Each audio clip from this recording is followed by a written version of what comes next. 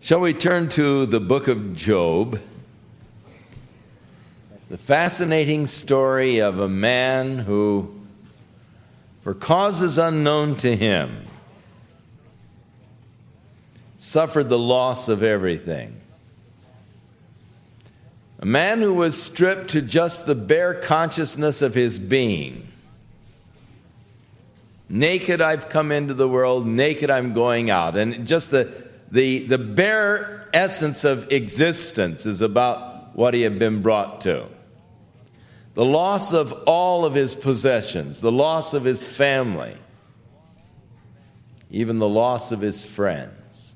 He's alone. Now, when you are stripped of all of these things that we usually consider sort of necessary for life, when you've lost your health, you don't know if you're going to live another day or not. Everything is gone. What are the questions that you're concerned with at that point? Surely not, what shall I wear to church tonight? That doesn't fit into the issues anymore.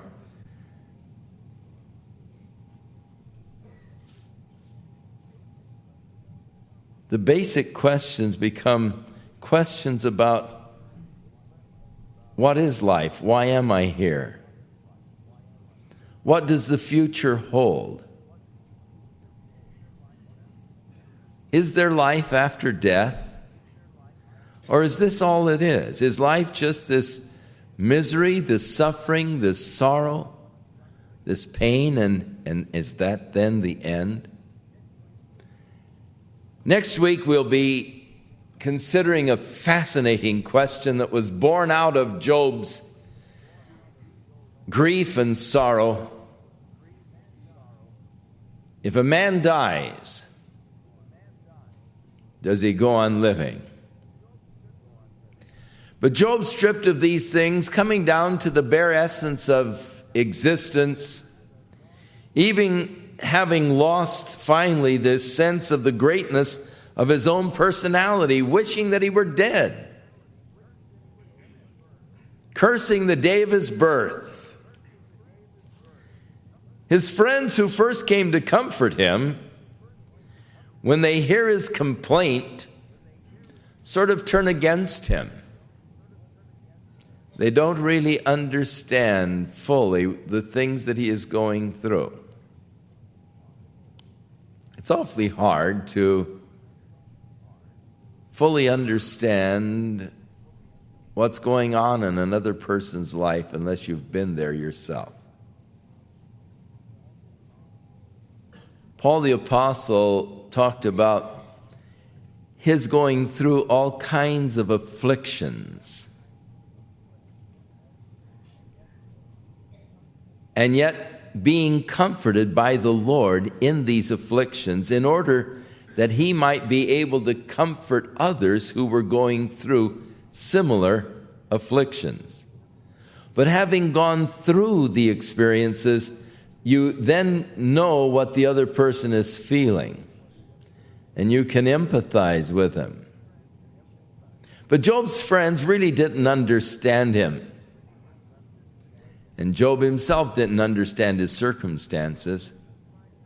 And so Job is just crying out for some answers, but they don't have the answers he needs. And so we find that the first friend, Eliphaz, declared to Job that a man doesn't suffer unless he's really done something wrong, and the intimation is that Job has to be some kind of a sinner to have suffered as much as he did. Surely this is God's stroke of judgment upon him. Job protests his innocence.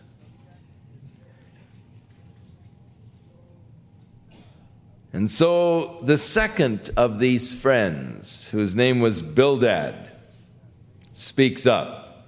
chapter 8, verse 1.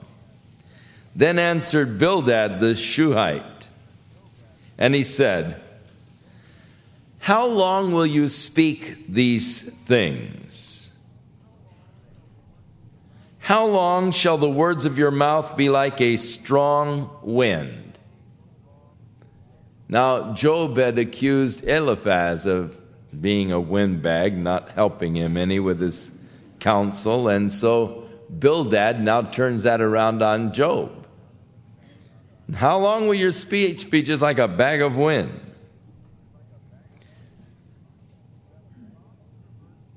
Doth God pervert judgment, or doth the Almighty pervert justice? Is not God fair?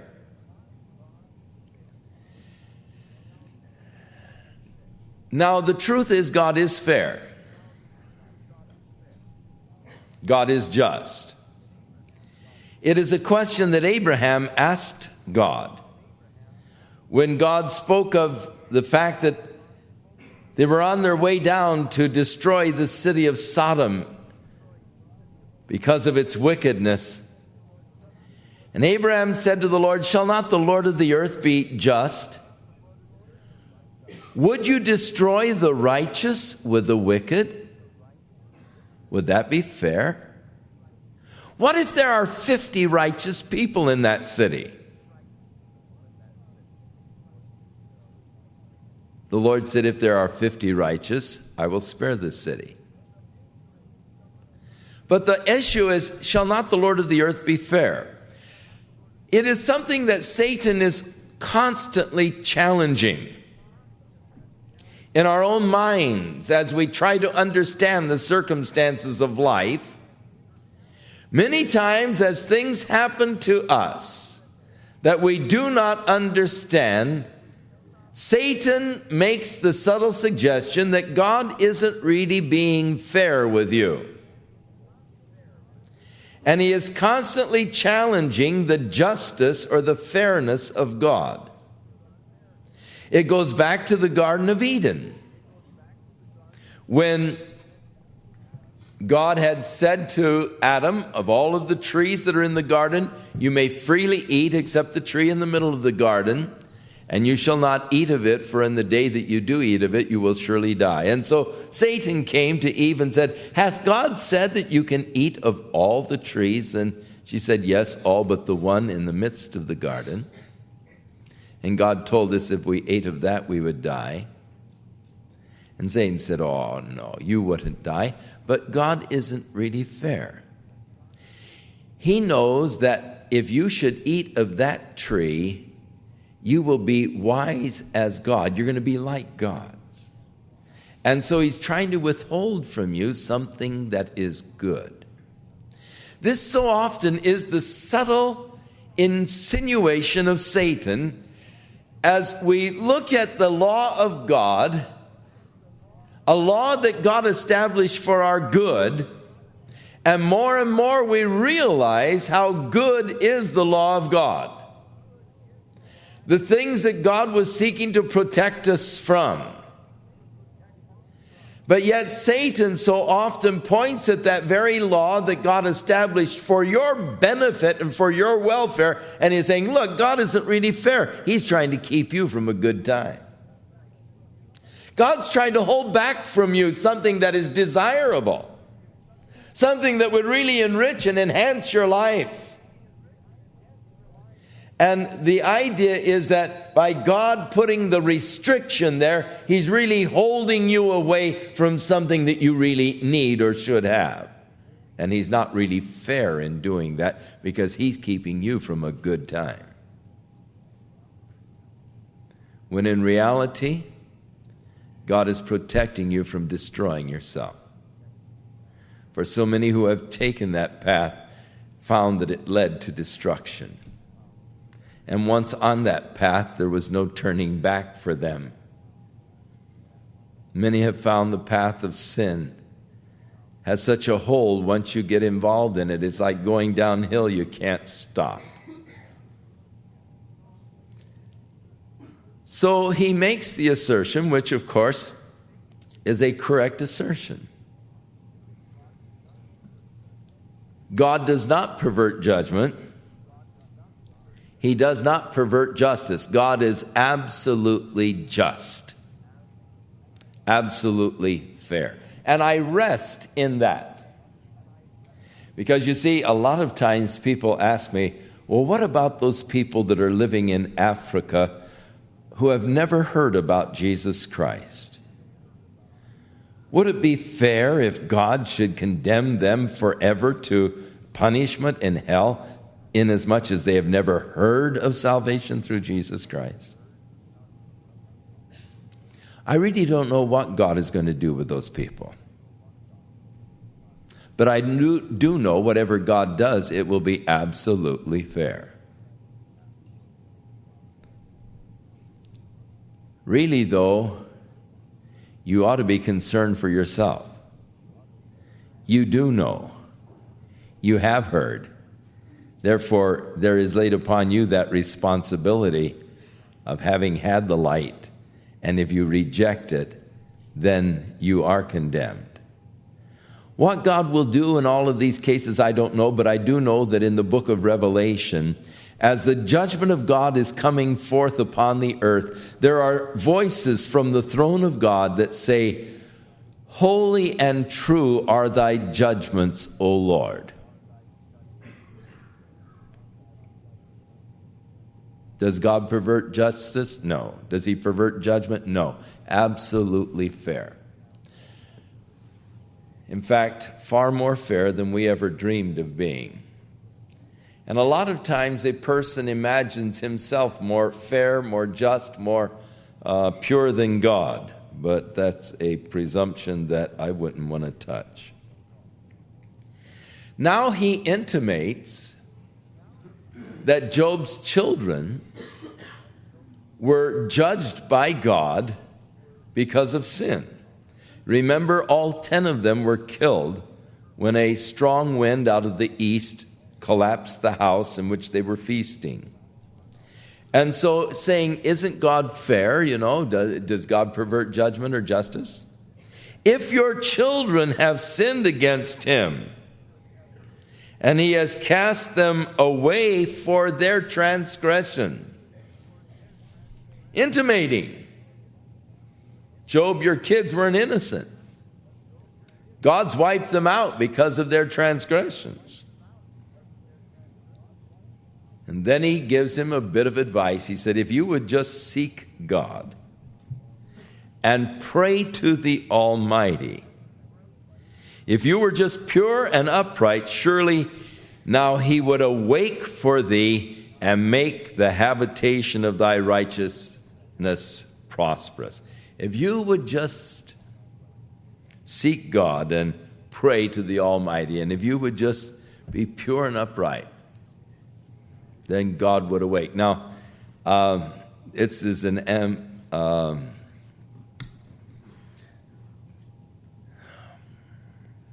forget it, it's a long word.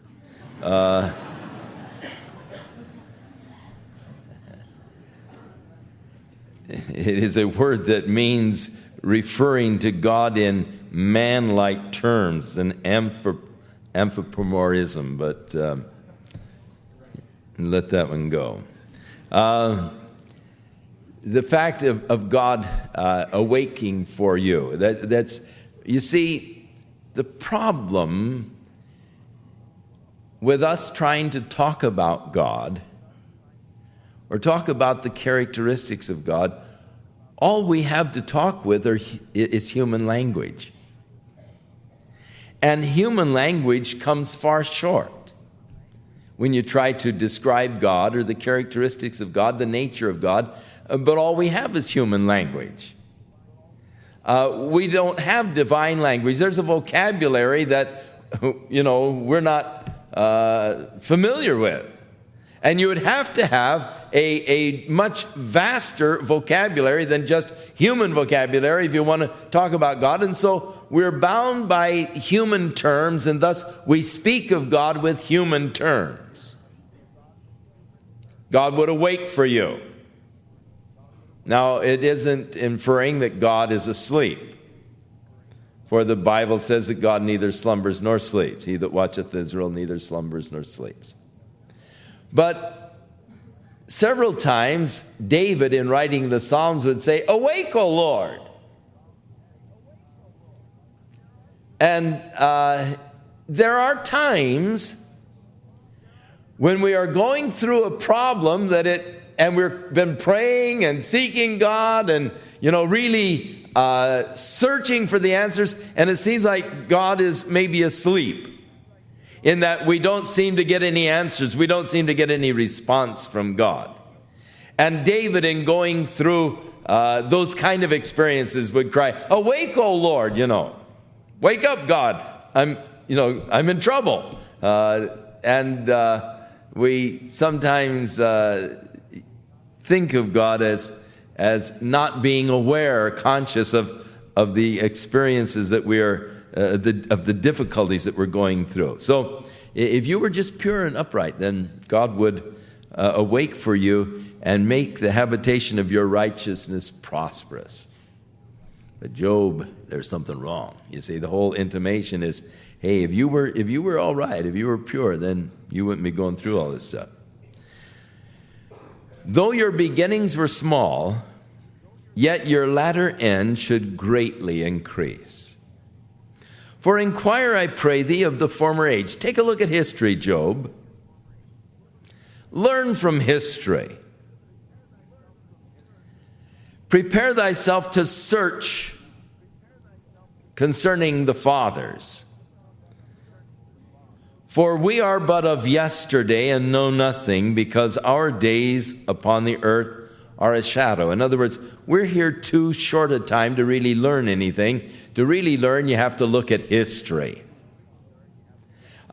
These forefathers. Now, Job didn't live too long after the flood. And so very aware of the longevity of those people who lived before the flood. How much can you really learn in 100 years? Well, about 1/8 of what you could learn in 800 years, I suppose. And of course, prior to the flood, those fellows lived, almost a millennium. Methuselah, 969 years. That's, so you evidently learn quite a bit in that length of time. You have a lot more time for experience. So listen to the fathers. Go back and study them and learn from history. Shall they not teach thee and tell thee and utter the words out of their heart? Can a rush grow up without mire or mud? Now, the rush is the Egyptian papyrus, and growing on the banks of the Nile River, it requires that mud. Now, during the flood time, the Nile overflowing, there would be pools that would be formed by the flood. And many times the rushes would grow up in these pools, but as soon as the pools dried, the rushes would wither. So he's saying, look, you grew up, you were green, and you look good, but man, now you're withered, you're cut down, because, you lacked a true experience, a relationship with God. And so, can the flag, another form of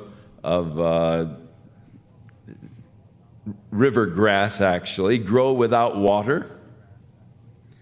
While it is yet in its greenness and not cut down, and withereth before any other herb? When these reeds would grow up in these ponds, they would be the first to wither. As soon as the water receded and the ponds were dry, they would be the first thing to wither away. The other grass that was natural to the desert, they would continue to flourish. But he's using this as it's a proverb, and it's being used against Job, just saying, look, if things were all right, you would have remained, green and strong. And then he accuses Job really of being a hypocrite. So are the paths of all of those who forget God. And the hypocrite's hope shall perish. Man, that's a neat kind of a friend, isn't it? You're miserable. You don't know why you're having all these problems. And these guys come along and they intimate that you're some kind of a horrible sinner. You're a hypocrite. You're hiding it, and you're cut down, man, and there's a reason for it. Whose hope shall be cut off, and whose trust shall be a spider's web. Now, it's a reference to these sort of a spider.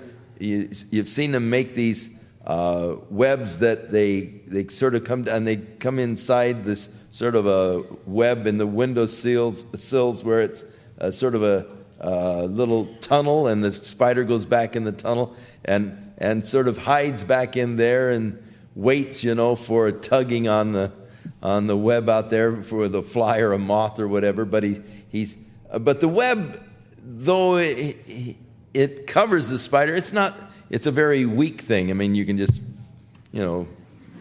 put your thumb down and squish the spider. And so it's nothing that you can really rely upon for safety or for strength.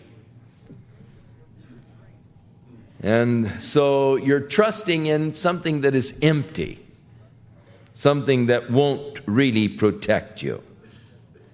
He shall lean upon his house, but it shall not stand. He shall hold it fast, but it will not endure. He is green before the sun, and his branch shoots forth in his gardens. His roots are wrapped about as a heap, and he sees the place of stone. If he destroys him from his place, then it shall deny him, saying, I've not seen thee. So, Job, you're trusting in vain hopes. You're going to get wiped out, and people will even forget that you ever existed. Behold, this is the joy of his way, and out of the earth shall others grow.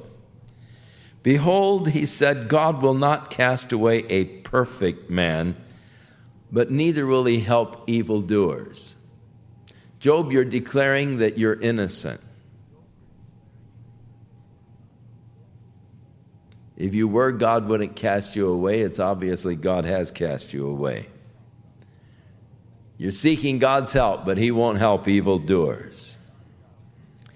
Till he fill thy mouth with laughing and thy lips with rejoicing. They that hate thee shall be clothed with shame, and the dwelling place of the wicked shall come to naught. That is, if you just get right with God, Job, things are going to be okay. God won't cast you away. He will fill your mouth with laughing, your lips with rejoicing, and those that hate you will be ashamed. Then Job said, I know that it is true. That is, that man needs to get right with God. That a right relationship with God is the most important thing in any of our lives. A right relationship with God is a relationship of complete trust, complete commitment. Now, the mistake that Job's friends were making, and Job himself made, was they felt that if a man had a right relationship with God, he wouldn't have any problems or he wouldn't have any trouble. Life would be a bed of roses. But that is not so. That is a false impression that many times people get, and many times we seek to sort of promote that kind of a concept. Just get right with God, man, and everything's going to be okay, Well, that isn't so. I know a lot of people who, when they got right with God, they lost their jobs, and they lost their homes, and a lot of things happened to them.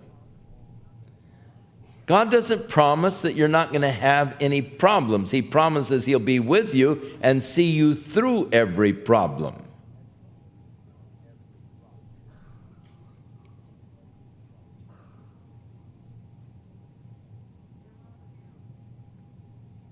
We are not immune from troubles, but we have a helper, one who is with us in trouble. And nothing happens to me but what God has allowed it to happen. And if God has allowed it to happen, there is a reason and a purpose why He has allowed it. So I learned to commit my ways unto the Lord, to commit my circumstances, my life. I learned to just turn it over and say, well, Lord, it's in your hands. You do what you deem best.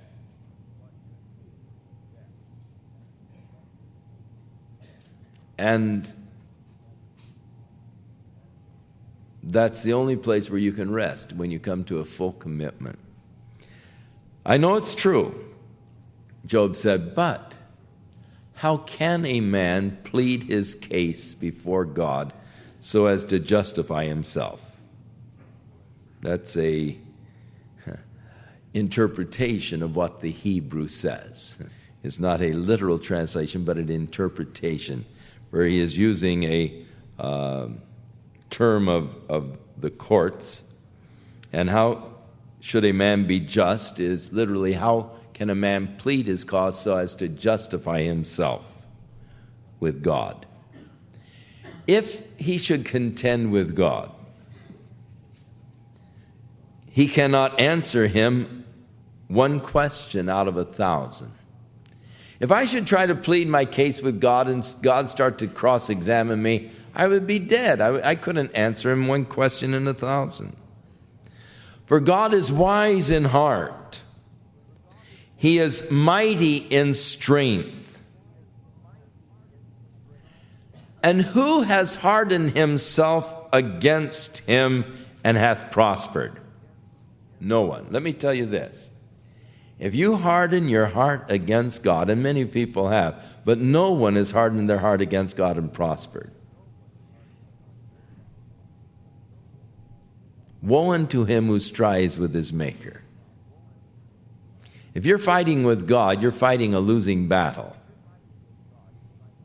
Because if you win, then you've really lost. You know, if you're fighting the Holy Spirit that is seeking to draw you to Jesus Christ, and you're fighting this battle against the Spirit speaking to your heart, you're resisting God.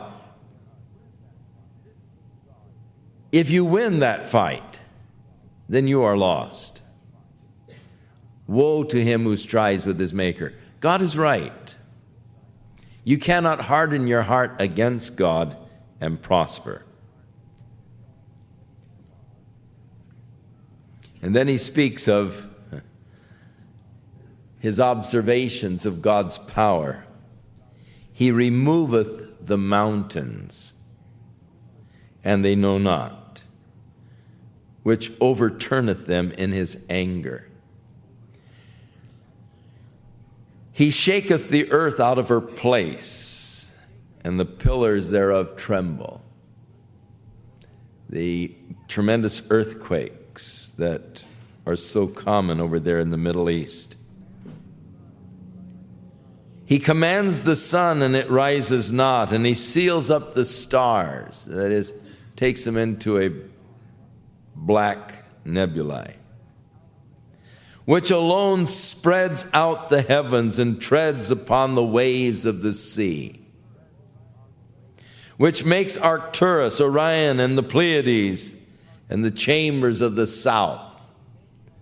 So the God who created the universe, the God who reigns over his creation, which doeth great things past finding out, yea, wonders without number. But yet he goes by me and I can't see him. The problem is God is invisible. I see his works. I see his power manifested in nature. And yet I can't see him.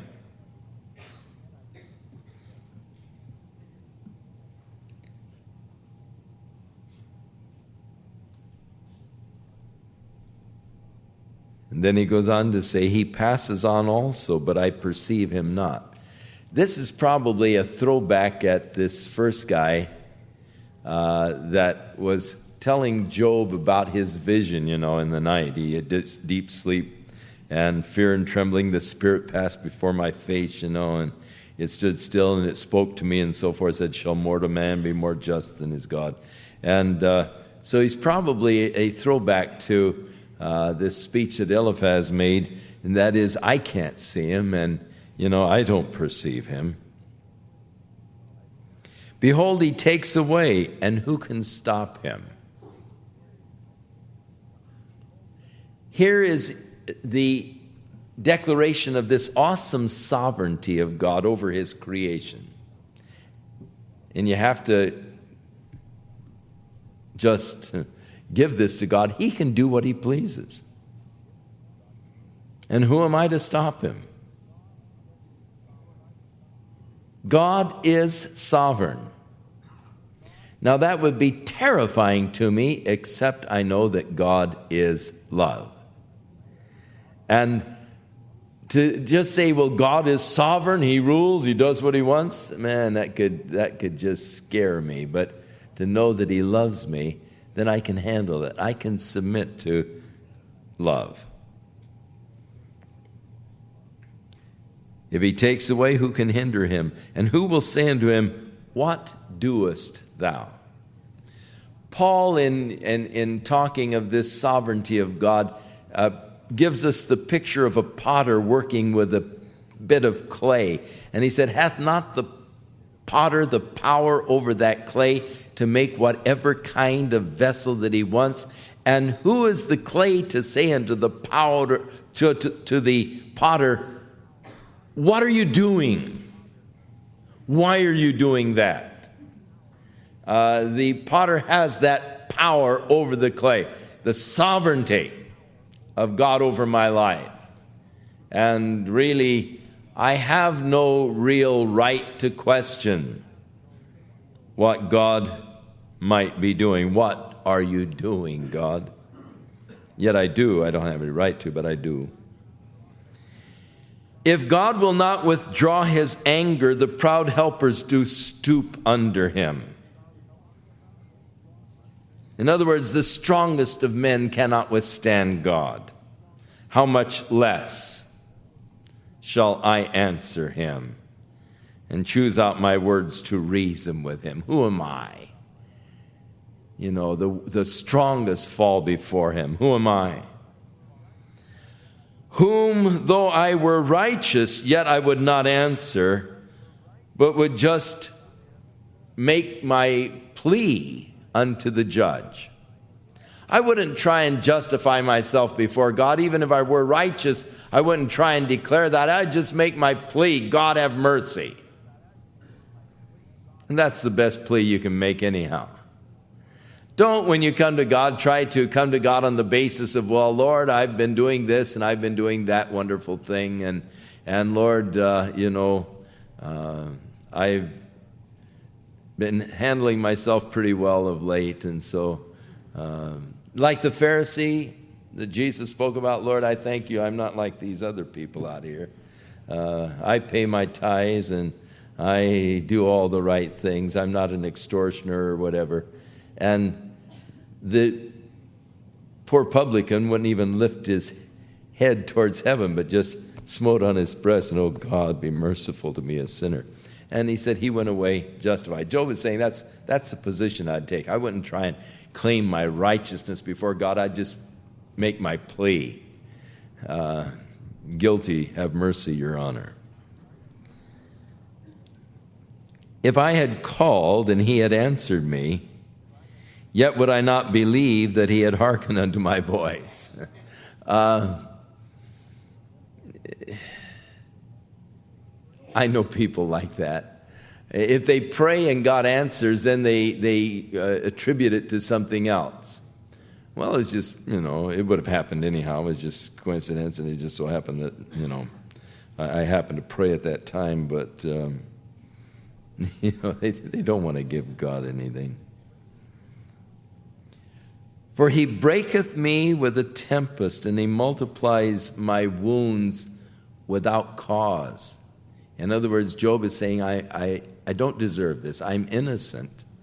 And these wounds. And it would seem that Job's physical condition was getting worse, if such a thing be possible. He's multiplying it, and without cause. He will not allow me to take my breath, but he fills it with bitterness. If I speak of strength, he is so strong. If I speak of judgment, who will even set the time for me to plead my case? If I justify myself, my own mouth will condemn me. If I say I am perfect, it will prove me to be perverse. And if I were perfect, yet would I not know my soul, I would despise my life. If I really, thought I was perfect, I don't know my own heart. I don't know what's in my own heart. So this one thing, therefore, I said it, he destroyeth the perfect and the wicked. In other words, God allows the rain to fall on the just and on the unjust. Job is protesting that what he is experiencing, he does not really believe that he has done things that deserve this kind of judgment. That God destroys the perfect man and the unjust man alike. If the scourge slays suddenly, he will laugh at the trial of the innocent. The earth is given into the hand of the wicked. He covereth the faces of the judges thereof. If not, where and who is he? So, he is speaking about the earth being turned over to the wicked people, and of course, this is so true. The powers of wickedness and the judges and the perversion of judgment. It was terrible in the East, the bribery of the judges and all. It's terrible in the West. Now my days are swifter than a post. They flee away, they see no good. A post is one of these messengers. He'd ride the horse, they carry the messages from the kings. There was a proverb, there is nothing swifter than the post. But Job is saying that my life, my days are going by swifter than a post. They flee away and they see no good. They are passed away as the swift ships, as the eagle that hastens to the prey. And if I say I will forget my complaint, I will leave off my heaviness and comfort myself, I am afraid of all my sorrows, and I know that thou wilt not hold me innocent. If I am wicked, why then labor I in vain? Why am I trying so hard if I'm wicked? Why am I trying to do the right thing? If I wash myself with snow water and make my hands ever so clean, yet shalt thou plunge me in the ditch, and my own clothes will abhor me. If I were just came out sparkling clean, you friends of mine would throw me in the mud, and For he is not a man as I am, that I should answer him. You don't deal with God as you deal with man. He's not a man, he is God. And you can't answer him as you would a man. And there's no way that I can come together with God in judgment. Neither is there any daysman between us, that he might lay his hand upon us both. And so the dilemma that Job sees, the greatness of God, the sovereignty of God, the awesomeness of the eternal, infinite God, and hey, I am nothing. My days are passing away. I'm weak. I'm nothing. Therefore, how can I possibly deal with this infinite, eternal God and try to justify myself before him? There's just nothing I can do. The gulf or the gap between me and God is so great that I'm helpless. The only solution that Job could see was for an arbiter, a daysman, one who could stand between man and God, who could touch them both. And that's exactly what Jesus Christ is. For there is one God and one mediator between God and men, the man, Christ Jesus, who was in the form of God and thought it not robbery to be equal with God. Thus he touched God, and yet he humbled himself, emptied himself, and came in the likeness of man in a body of flesh. And so he touched men. In the beginning was the Word was with God, the Word was God, but the Word became flesh and dwelt among us. And we beheld his glory as of the only begotten of the Father. That which was from the beginning, which we have seen, which we have gazed upon, which we have handled of the Word of life, for that Word was manifested. And so Jesus is the answer to the cry of Job for the daysman, one that could stand between God and man, laying his hand on both, and thus bringing man before God. And so Job just cries, "Let him take his rod away from me, and let not his fear terrify me. Then would I speak and not fear him, but it is just not so with me. I am terrified. I don't know what's going on. I'm terrified." Now, Job, in chapter 10, is offering again his complaint to God, even as he started out with a complaint of why was I born, and so forth. Now he turns to God. It's as though his friends are not there, but he just again pours out his soul and his complaint unto God. "My soul," he said, "is weary of life. I will leave my complaint upon myself. I will speak in the bitterness of my soul. I will say unto God, do not condemn me. Show me wherefore thou contendest with me." Show me, Lord, what I've done. Show me where I'm wrong. Show me what is the reason why all of this calamity has happened to me. Don't just leave me in the dark, but show me, Lord, why you seem to be against me. Job wanted it. Well, the Bible says he was a perfect and upright man. He loved good, he hated evil. And now all of this misery has come upon him, and he doesn't understand it. And so his plea, "Lord, just show me where I've gone wrong. Is it good unto thee that you should oppress and that you should despise the work of your hands and shine upon the counsel of the wicked?" Lord, does this please you? That, you should just turn against me? Do you have eyes of flesh? That is, do you see as man sees? Are your days as the days of man? Are your years as man's days? That you would inquire of my iniquity and search after my sin? You know that I am not wicked. Job was not a wicked man. And he is protesting. Now his friends keep trying to lay this guilt trip on him.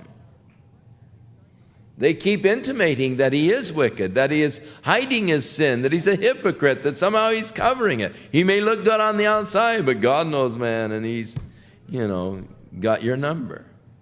But Job is protesting his innocence here before the Lord.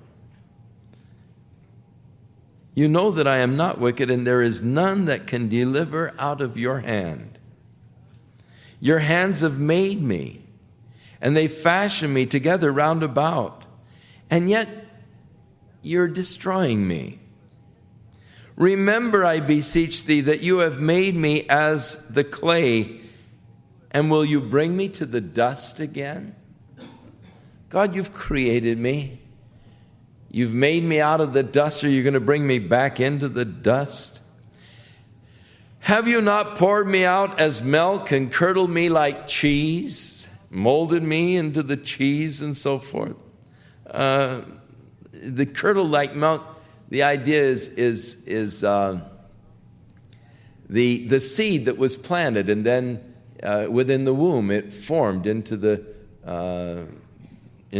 child, into the fetus, and into the life. Thou hast clothed me with skin and flesh. You form me like the cheese, then you put the skin around my flesh. And then you have fenced me with bones and sinews, the foundation, the bones and the sinews. Thou hast granted me life and favor, and thy visitation hath preserved my spirit. And these things hast thou hid in thine heart, and I know that this is with thee. So, Lord, I am your creation. You formed me. You made me what I am. And if I sin, then you mark me, and you will not acquit me of my iniquity. If I be wicked, woe unto me. And if I be righteous, yet will I not lift up my head, for I am full of confusion. Therefore, look upon my affliction. So Job is, again, it's pitiful. As he's pouring out his soul, he is confused. He cannot understand the circumstances of his life. He cannot understand why, when he has sought to serve the Lord, that he should have all of this misery. We cannot always understand why God brings certain trials upon us, why we go through certain experiences. We also have experienced the confusion of Job.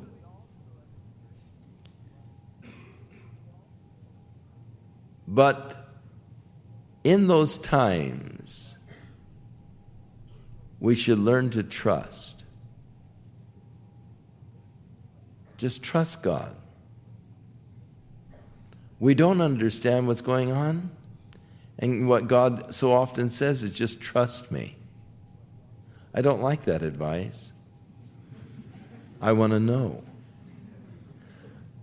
I want to understand. And when the Lord just says, trust me, I get frustrated.